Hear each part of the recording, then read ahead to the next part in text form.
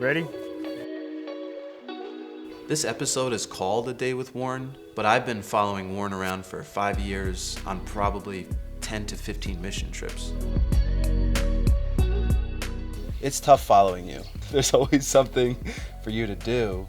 And how many people might live, did you say, in that again? You may get one of the flats there with like 500 people.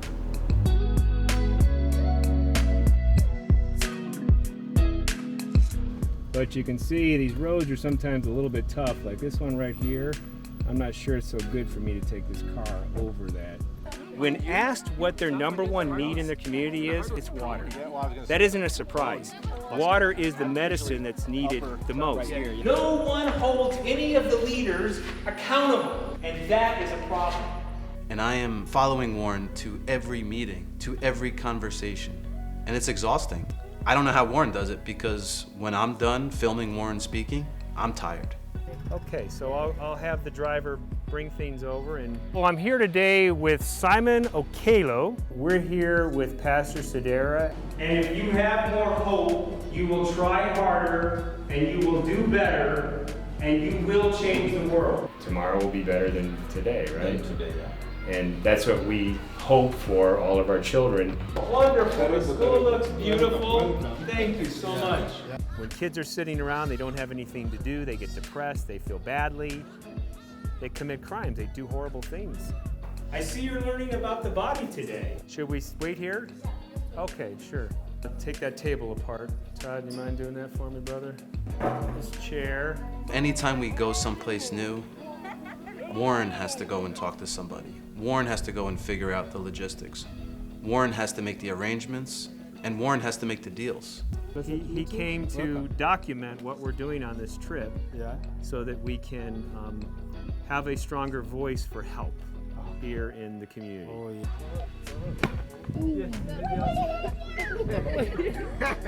One day they'll play golf in Africa too. With that said, these are 3 stories inside of 5 years that really showed me who Warren is and what he's all about.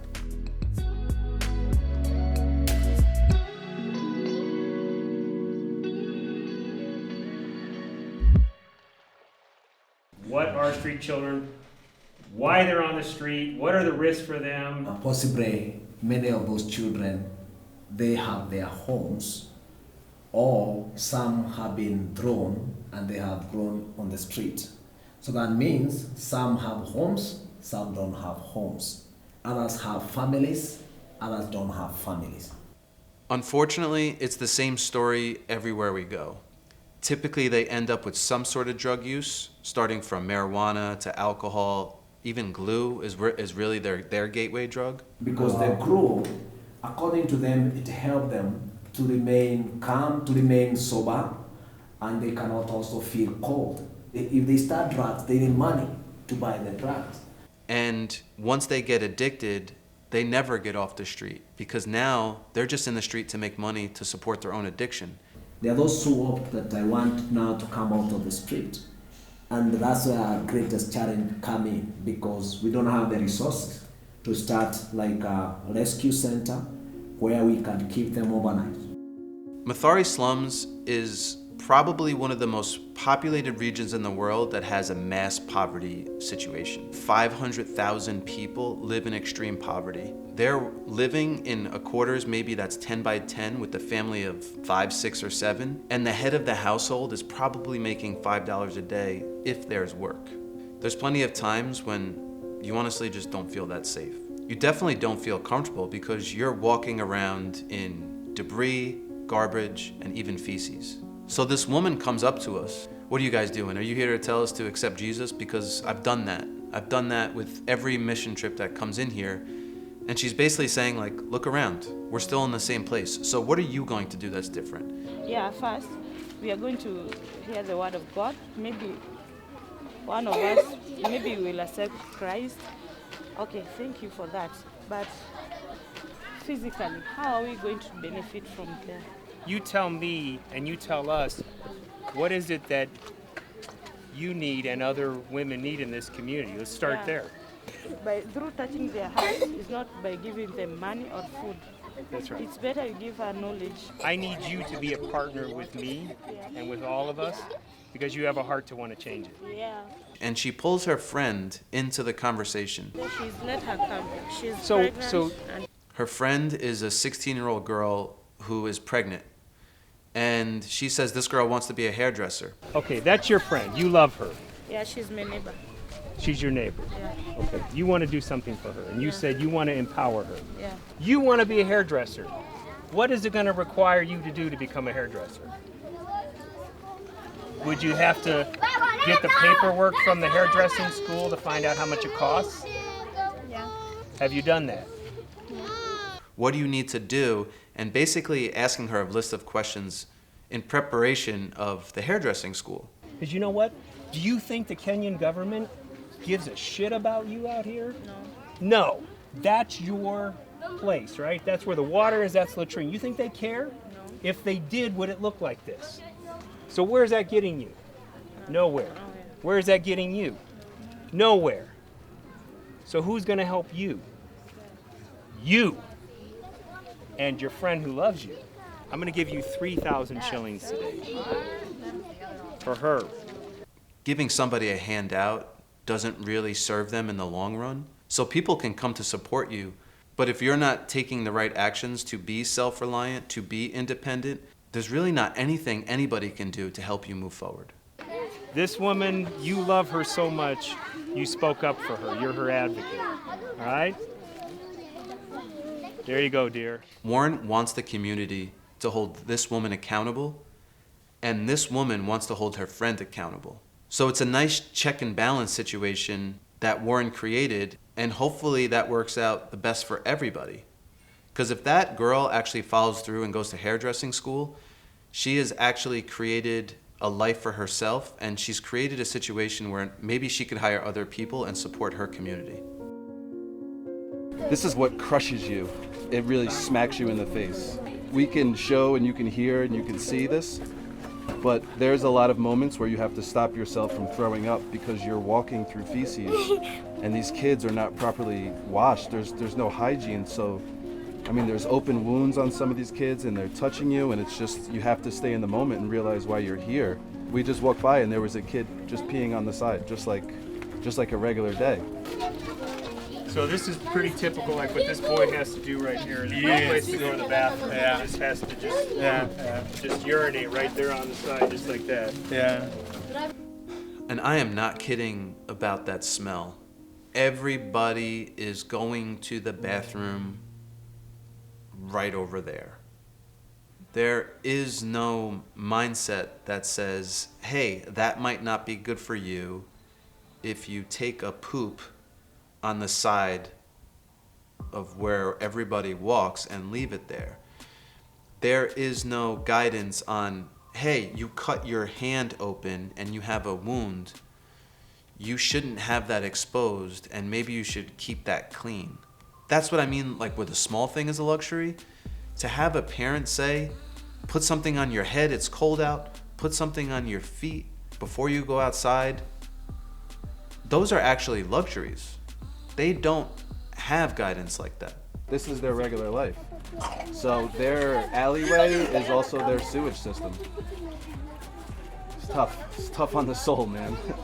This is the playground today for these children. This is the community that they have today.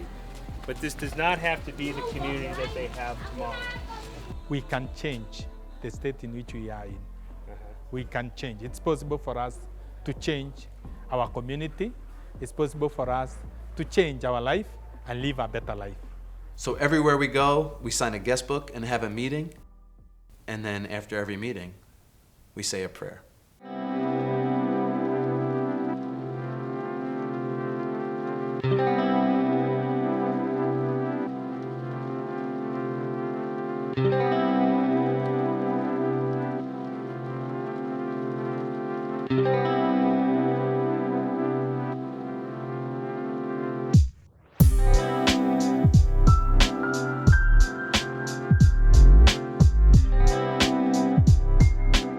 I think this is what really allows them to get through the biggest moments of desperation, the biggest moments of despair. Without God, they may not have a reason to have hope. I came today specifically to sit down and talk for a few minutes about Levis, about his education, how he's doing, and about something that you did when I was here last that touched me very much and has touched many people. Basically, there was this boy getting picked on every day because he was just wearing ugly shoes that didn't fit his feet, like his toes would be coming out. And this kid was being picked on because he didn't have a proper pair of shoes. So this woman, Susan, bought him a new pair of shoes and took those shoes basically off of his feet and just like threw them out. Well, Warren saw that and picked up those shoes. Even if my dad never have all those. Oh my God! Oh my God! Oh my God! You remember those? Look at this! Oh Jesus! Oh Jesus! Oh my God! Oh my God! Oh my God! Then we threw it here. I remember you found it here. That's right. I went into the garbage there and I picked it out because I said these shoes tell a story. So messy. Oh my God! This just made me cry when I saw him going with these shoes to school. I almost cried, asking myself, why do many people have many things, then the others have nothing? This one. Do you remember what you said? You said to me, Susan, which touched me, you said, I did not want that boy to lose hope. Yeah, and all hope. I prayed for him. What was it that you did that day that touched me so much? And remember, it was market day. I came. And what did you do for that boy? That boy, I gave him shoes. You gave him shoes. Yeah, I didn't bought them, but I gave him because I know even if you have nothing, there is something. Even if it's some love, you can have something to give somebody. No child in the world should be wearing these shoes. No child in the world. Unacceptable, isn't it? You also told me that children were making fun of him. Well, it certainly was unacceptable to me and is, and I'm proud of you that it was unacceptable to you and that you are making a difference. I can say God is good, and all the time He's always good. I know one day Levis is going to help more children. That boy.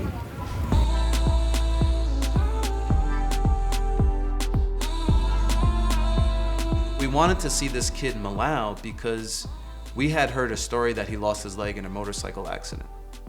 And we wanted to go warm his spirits and give him some hope. It's 2 hours down the main road, and then you have to go on an off-road for like another 2 hours, and their roads are not paved. So if it rains that day, we're stuck there because that road just turns into mud. So we took the Mount Kilimanjaro baseball team and we planned on basically decorating him with baseball equipment.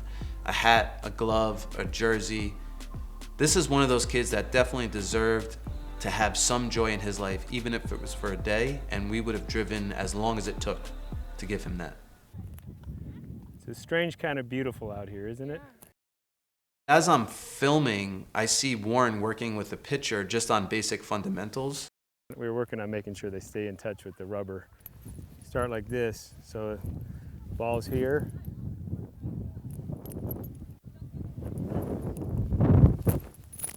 Okay, and then you can do it either like this, or you could just hold it here and do it like that.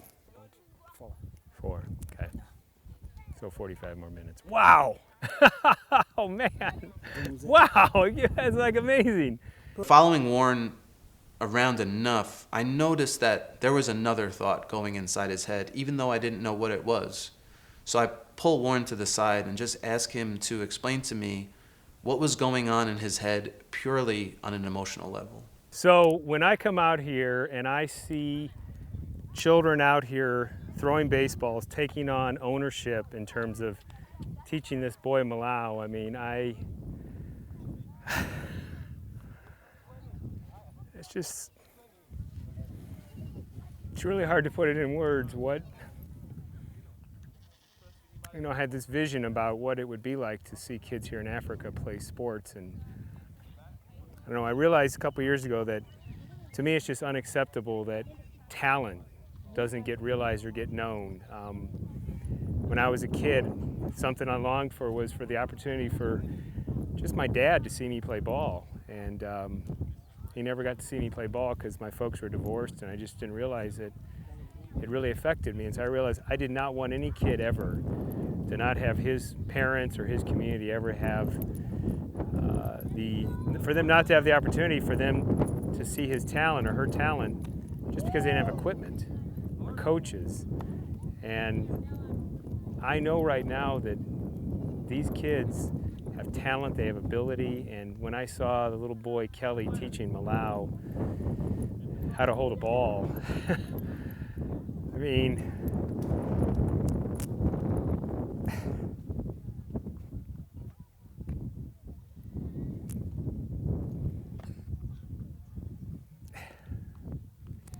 it's the simple things that make a difference, not the big things.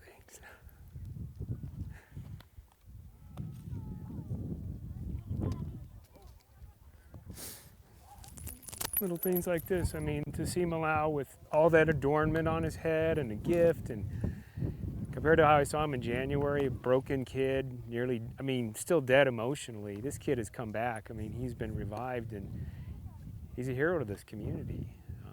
I don't know what God's got in plan for him, but it's not for us to decide. When people have an idea to help, they want to do things on such a big level, like, you know, blanket statement, I want to change the world. It's a great, motivation. I understand it. I've been there too. And I think when you're in a leadership role, you're always thinking big picture.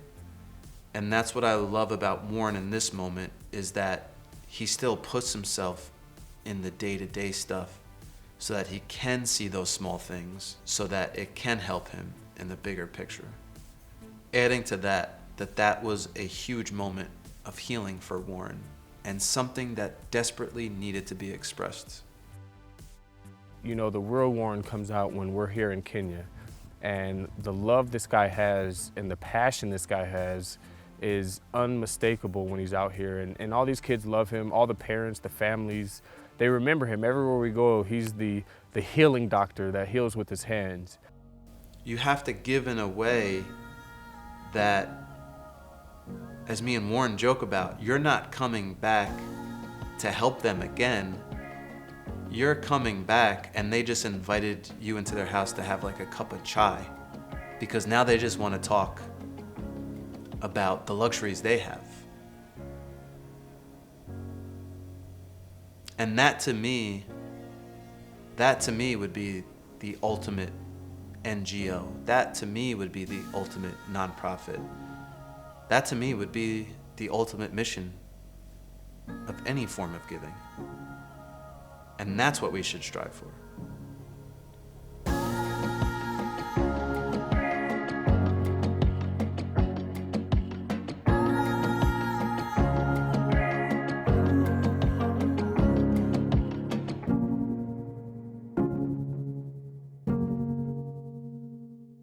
And that's how I see it in my shoes.